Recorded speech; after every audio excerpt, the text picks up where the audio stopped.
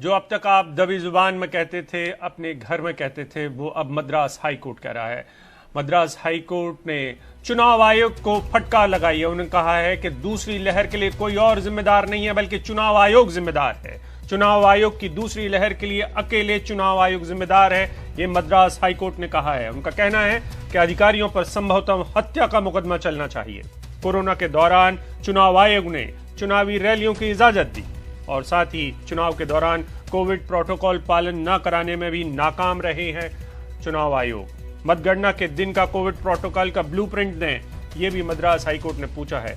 2 मई का ब्लूप्रिंट नहीं मिला तो मतगणना रोक देंगे, मद्रास हाईकोर्ट ने यह कहा है। ये सब तमिलनाडु में जो चुनाव हुए हैं विधानसभा, उसके मद्देनजर भी कहा गया है। आप सबको पता है कि 5 राज्यों में चुनाव हुए हैं। इन सब में अब नंबर्स बहुत तेजी से बढ़ रहे हैं, मौतें भी बहुत तेजी से बढ़ रही हैं और इस सब के बीच में पंचायत चुनाव भी चल रहे हैं यूपी में। हमारे साथी आशीष भार्गव हैं। आशीष, बेहद कड़ी और बड़ी टिप्पणी है अब तक की। जी बिल्कुल, देखिए जिस तरह के हालात हो गए हैं, हमें ये अप्रिशिएट करना चाहिए कि देश के हाई कोर्ट जिस तरीके से खड़े हुए हैं।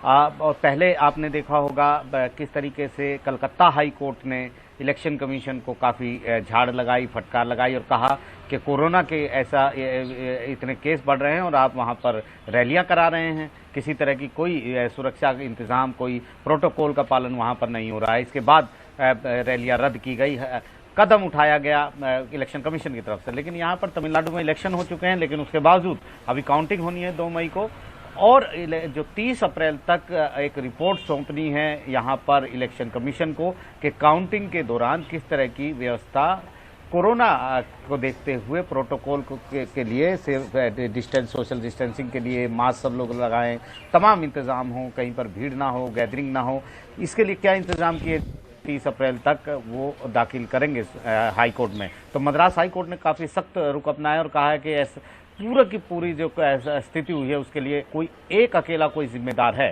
तो वो इलेक्शन कमीशन है।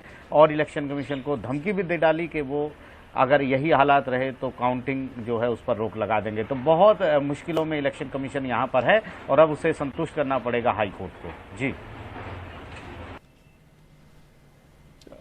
मुझे और हमारे दर्शकों को ये भी बताएं आशीष कि सुप्रीम कोर्ट में कैसे सुनवाई चली और कैसे वो टाली गई है अब तक इन तमाम मसलों पर जो कि कोविड से जुड़े हुए हैं। तो बहुत दिन से सुप्रीम कोर्ट में सुनवाई नहीं हुई। ऑक्सीजन को लेकर जो और जिस तरीके से हालात हुए थे उस पर एक सोमोटो सुप्रीम कोर्ट ने लिया था, जिस पर खुद ही विवाद हो गया और बहुत सारे वरिष्ठ वकीलों ने भी उस पर सवाल खड़ा किया कि जब हाईकोर्ट इतना अच्छा कर रहे हैं तो स्थानीय स्तर पर हाईकोर्ट को ये सब करना चाहिए, क्योंकि वो जमीनी हकीकत को जानते हैं, जमीनी हालात को जानते हैं। वो दिन रात सुनवाई कर रहे हैं। हम भी देख रहे हैं दिल्ली हाईकोर्ट रोजाना सुनवाई कर रहा है, रात को भी सुनवाई होती है, बॉम्बे हाईकोर्ट सुनवाई कर रहा है, 6-7 हाईकोर्ट लगातार सुनवाई कर रहे हैं।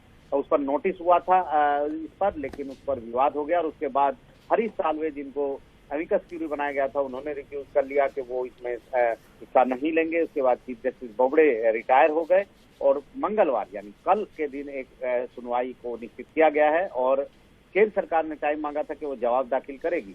तो उम्मीद ये है कि कल शायद इस मामले पर सुनवाई हो जाए। और इसमें 4 मुख्य बिंदु हैं जो सुप्रीम कोर्ट ने जिस पर संज्ञान लिया है।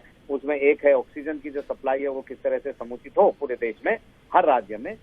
दूसरा है वैक्सीन किस तरीके से लगाई जाए, उसकी प्रक्रिया क्या हो।